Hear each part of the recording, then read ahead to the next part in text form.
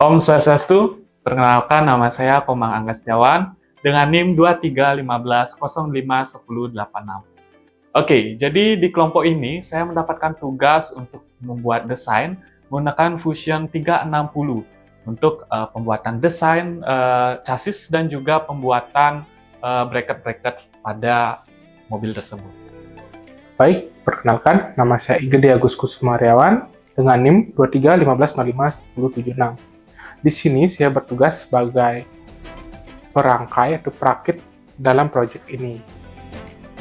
Halo semuanya, perkenalkan saya Mades Pramandinata dengan NIM 23155064. Nah, di proyek kali ini saya diberikan tugas untuk membuat kodingan, yaitu koding lurus dan persegi. Halo semua, perkenalkan saya Kadek Tristan Vermilion dengan NIM 2315051091. Nah, pada proyek ini saya mendapatkan tugas bagian coding, yaitu agar mobil bisa menghindari rintangan yang kompleks dan bergerak melingkar. Oke, langsung saja di sini saya akan menjelaskan dari desain yang telah saya buat pada mobil 4 roda ini. Oke, jadi ini adalah hasil desain yang telah saya buat, di mana bisa dilihat di belakangnya di sini ada chassis, di depannya di atasnya di sini ada bracket-bracket juga, dan juga ada bracket untuk sensor dan juga servonya. Oke, jadi desain yang telah saya buat ini ada juga kelemahan pada desain yang saya buat ini, dan di mana desain yang telah saya buat ini memiliki ketipisan sekitar 2 mili. Jadi karena ketipisan 2 mili ini akan membuat mobilnya itu terasa berat karena banyak-banyak komponen seperti Arduino dan juga motor-motor yang ada di sini. Nah, untuk itu saya mengakali membuat sebuah tulang-tulang di belakangnya, yaitu ada 4 tulang, di bagian bawah 2 dan juga di bagian atas ada 2 tulang. Nah, itu akan memperkokoh dari chassis yang saya buat. Nah, itu kekurangan dari model desain yang telah saya buat. Terus yang kedua, di sini ada juga keuntungan dari desain yang telah saya buat, yang dimana di sini bisa dilihat bahwa desain ini memiliki jarak yang seperti realistis seperti mobil, tidak hanya kotak saja. Jadi ini agak mirip seperti mobil-mobil pada umumnya. Selain itu, di sini juga ada tempat sensornya yang dimana terletak di depan dan juga lebih tinggi agar tidak berbenturan dengan rodanya. Jadi untuk ketika sensornya itu menghadap ke kanan, dia tidak mendeteksi adanya ban di sini. Jadi dia langsung mendeteksi apakah ada benda di depannya atau di sampingnya, seperti itu. Mungkin itu saja yang bisa saya jelaskan pada desain ini. Oke, baik. Di sini saya akan menjelaskan permasalahan apa saja yang saya hadapi dalam proses perakitan motor ini atau mobil ini. Kesulitan yang pertama itu ada pada saat saya penyolderan kabel dengan motor. Karena timah atau tembaga yang pada motor itu lumayan kecil dan ringkih dan tipis, jadi saya tuh agak kesulitan dalam penyolderan. Apalagi salah satu motor ada yang patah pada bagian lempengan kuningannya, jadi lumayan sulit untuk menyoldernya. Terus permasalahan kedua yaitu ada pada pemasangan dinamo dengan rangka. Ini lumayan tricky dalam pemasangannya. Terus di sini juga ada komponen utama kita, ada Arduino dan motor driver dan juga ada sensor ultrasonik. Nah, kesulitan yang ketiga itu ada pada servo. Karena servo terkendala pada gearbox-nya, karena dia terlepas pada salah satu sunannya, saya terpaksa untuk membongkarnya tadi dan membetulkan supaya servonya kembali keadaan semula dan dapat digunakan seperti semula. Nah, dan saya juga menambahkan beberapa komponen seperti saklar on-off untuk mematikan dan menghidupkan mobil ini. Nah,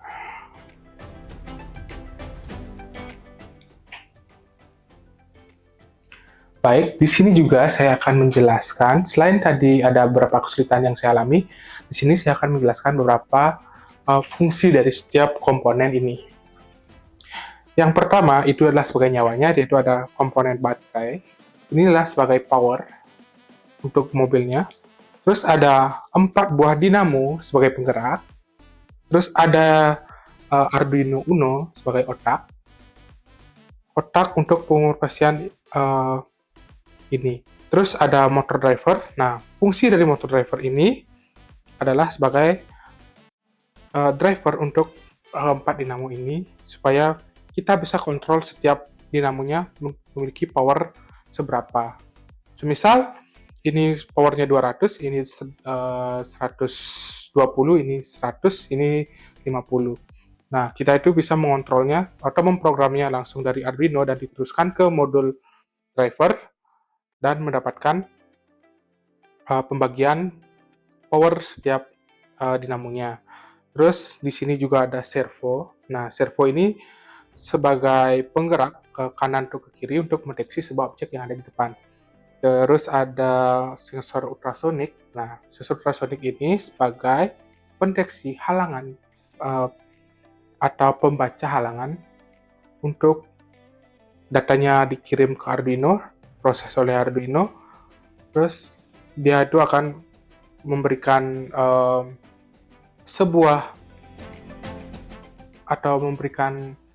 sebuah data bahwa di depannya itu ada objek yang harus dihindari.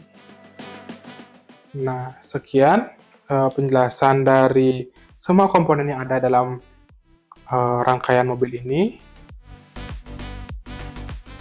yang saya dapat jelaskan. Terima kasih. Nah, untuk kode yang lurus itu, di sini saya mengalami sedikit kesulitan. Nah, pada mobil ini, di motor ini, dia itu agak sedikit bergoyang, sehingga berjalan lurus itu kemungkinan akan berbelok kanan atau kiri. Terus, di motor ini, itu juga berbeda-beda, sehingga untuk kecepatan di tiap motor ini perlu kita setting satu persatu terlebih dahulu. Nah, untuk persegi itu tidak jauh berbeda dengan lurus, hampir sama. Nah, mungkin itu saja kesulitan yang mungkin saya alami waktu pembuatan proyek ini. Nah, sekarang kita lanjut ke penjelasan coding. Baik, sekarang untuk penjelasan code dimulai dari code lurus. Ini untuk code lurus sangat sederhana ya, dimana di sini kami menggunakan 2 buah library, yaitu AF Motor dan Arduino. Nah, setelah itu kita mendeklarasikan motor 1 sampai motor 4. Setelah itu kita juga mendefine untuk kecepatan masing-masing motor itu, dimana kami mendefine-nya itu sebesar 150 di semua motor. Nah, nanti kita akan men-set tiap motor ini menggunakan speed M1 sampai M4. Nah, jadi untuk looping-nya itu sangat sederhana. Di sini cuma untuk jalan maju, yaitu menggunakan forward. Oke, mungkin itu saja untuk code lurus karena sangat sederhana. Baik, selanjutnya itu untuk penjelasan dari code persegi.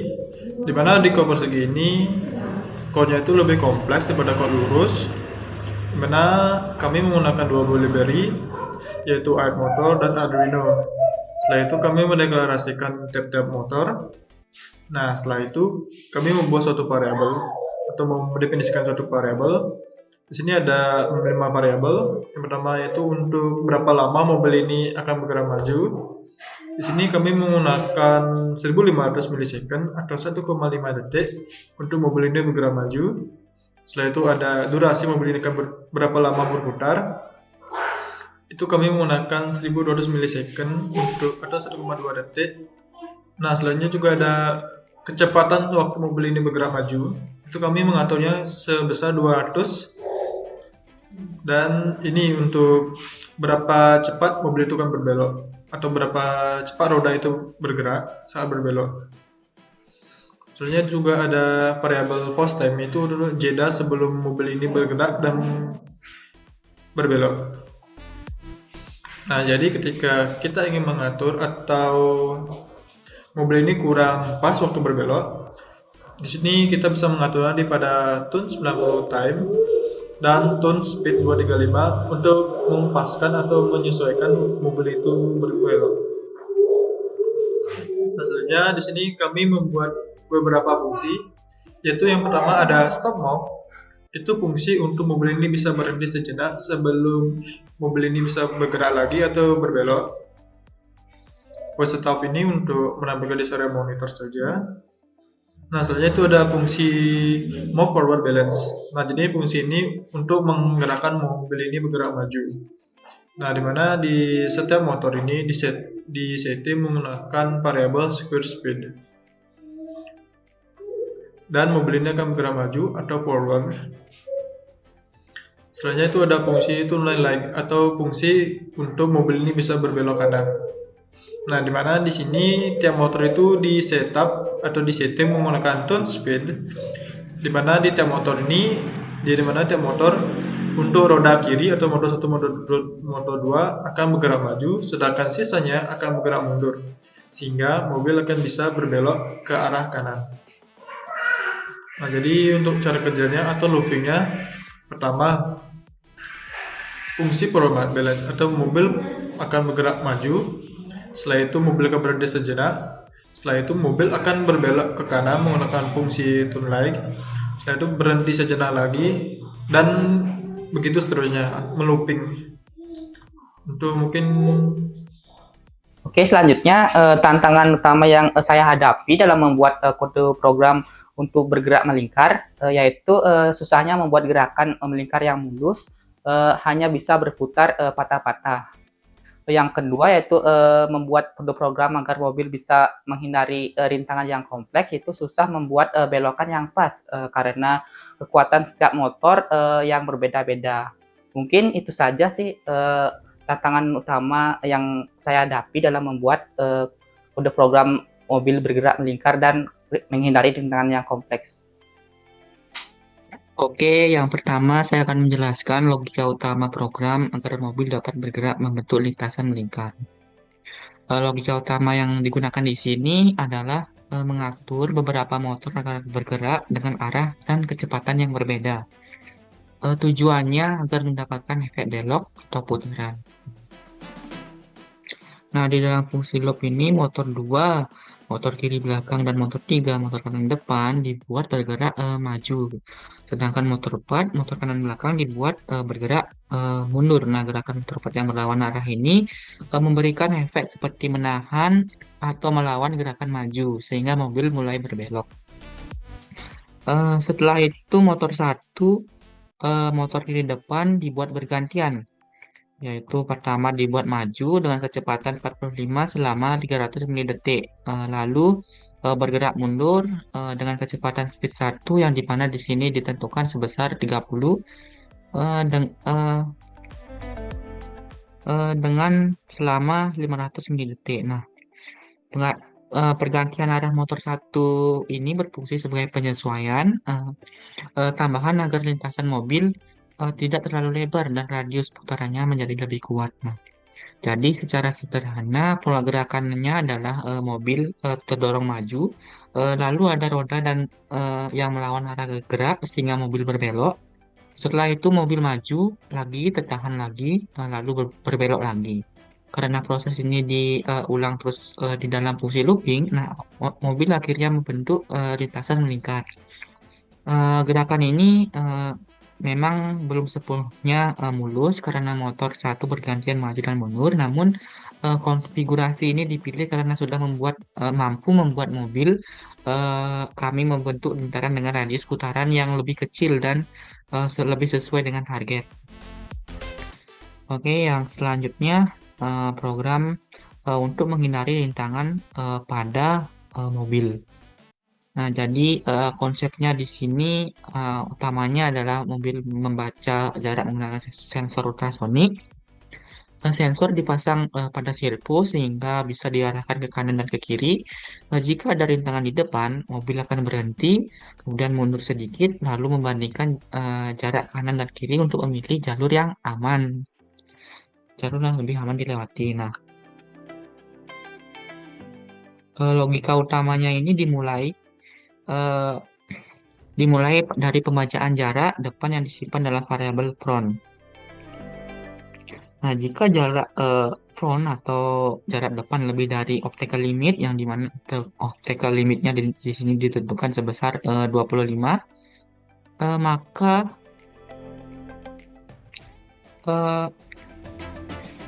eh, maka jalur dianggap aman dan mobil akan langsung bergerak maju. Kemudian jika eh, jarak depan 25 cm atau kurang, mobil menganggap ada rintangan di depan. Nah, pada kondisi ini mobil akan berhenti, kemudian sedikit mundur, lalu berhenti lagi, kemudian eh, memindai arah kanan dan kiri. Hasil pembacaan arah kanan disimpan dalam variabel di right, kemudian arah pemindaian arah kiri disimpan dalam variabel di left. Nah, setelah itu program menentukan status keamanan jalur kanan dan kiri. Nah, jika hanya jalur kanan yang aman, maka mobil akan berbelok kanan. Jika hanya jalur kiri yang aman, maka mobil akan berbelok ke kiri. Nah, jika kanan kiri sama-sama aman, mobil memilih sisi dengan jarak yang lebih besar. Sedangkan eh, jika keduanya tidak aman, maka mobil tetap memilih sisi yang paling lapang berdasarkan hasil pembacaan sensor. Nah, setelah selesai berbelok, mobil akan berhenti, lalu kecepatannya akan dikembalikan ke normal speed, yang dimana di sini ditentukan sebesar eh,